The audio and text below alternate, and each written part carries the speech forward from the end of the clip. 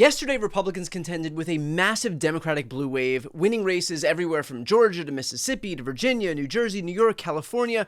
And so one might think that Republicans would respond with even an ounce of humility. And yet, this was Mike Johnson this morning. There's no surprises. What happened last night was blue states and blue cities voted blue. We all saw that coming. And no one should read too much into last night's election results. Off-year elections are not indicative of what's to come. That's what history teaches us. By the way, it's worthy of note that Zoran Mandami himself only received a little over 1 million votes, 1,036,000 votes. There are 8.3 million residents in New York City. 8.5 million actually is the number, I think. So about 12% of the city voted to turn their city over to the communists.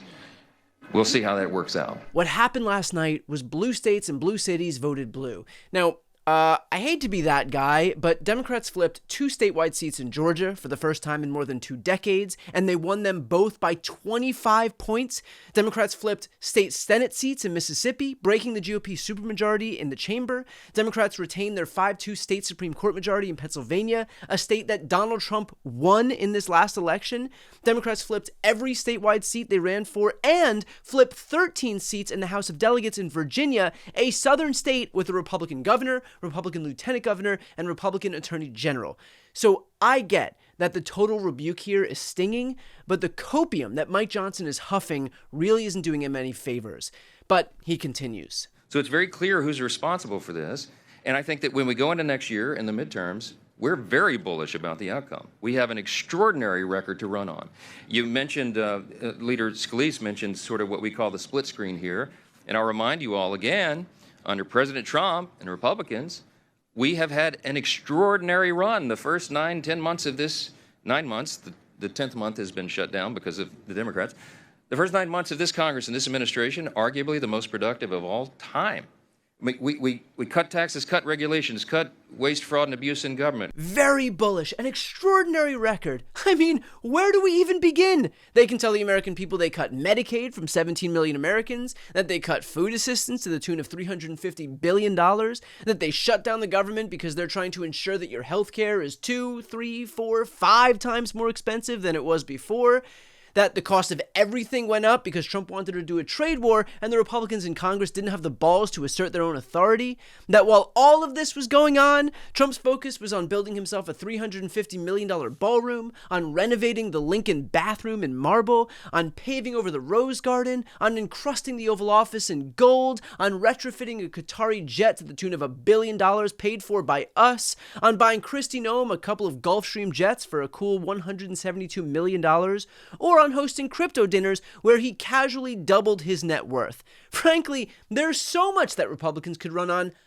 I don't even know where they would start. The irony, of course, is that Donald Trump ran an entire campaign wherein he cosplayed as a populist. He said he was focused on the cost of housing, of rent, of groceries, of eggs, and yet the second he got into office, he not only didn't focus on those things, he exacerbated them. I know that Trump and Republicans love to treat their base like they're stupid, but at some point, people can see that they are being lied to, and they made that abundantly clear at the ballot box. And of course, Mike Johnson went on. I don't think the loss last night was any reflection about Republicans at all. I think people are frustrated and angry, as we are. I am, the president is, and we express that different ways. But look, we look forward. We're looking forward to a great election running on our record. And we're gonna get all of our incumbents reelected, and we're gonna add to the number here. So that's the answer. I don't think the loss last night was any reflection about Republicans at all. Look, this is a rare instance where I'm not going to stand in between Republicans and their plans. If the lesson that Mike Johnson and his party want to learn from this is no lesson at all, more power to him. Frankly, I'm in favor of it. I think they should write off every single county in Virginia shifting to the left. I think they should ignore the fact that Democrats are taking statewide races in southern states for the first time in decades. I think they should do everything exactly the same as they're doing it right now and change nothing. Because remember, you Republican elected officials are in government not to help your constituents, not to make sure people have jobs or health care, not to keep costs down, but to serve Donald Trump. You are there to validate every word that falls out of his face as the result of some errant synapse firing in his brain, even if those words directly contradict your own long-held positions.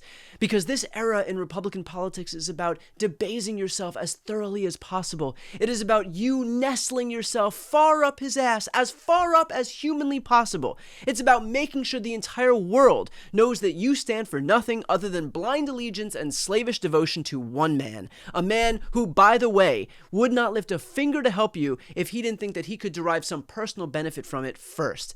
This is a party of self-proclaimed alphas who simultaneously bend over for Daddy Trump the moment they hear him coming. And that's a point, by the way, that Elizabeth Warren made here.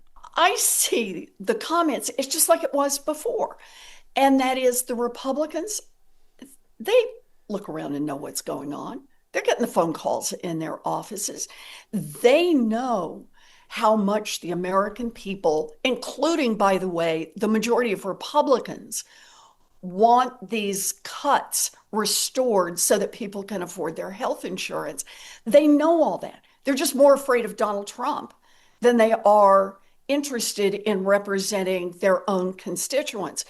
And so Donald Trump may be telling them, hey, as we're speeding along this highway, there may be an exit ramp coming up here. And the minute he tells them that, we'll be ready to go and sit down and negotiate a deal. Remember, we're still sitting here waiting literally for the first negotiating session. So far, Republicans, zero, have not been willing to negotiate. The reality is that the American people are not stupid. They can see the difference between the things that Trump and Republicans say and what they do. And while Mike Johnson might want to play make-believe, he does so at his own peril. The voters spoke out loud and clear last night, and if the lesson that Johnson and the rest of his conference want to take away is, we're perfect, let's not change a thing, then he shouldn't be surprised when the election results come midterms don't change either.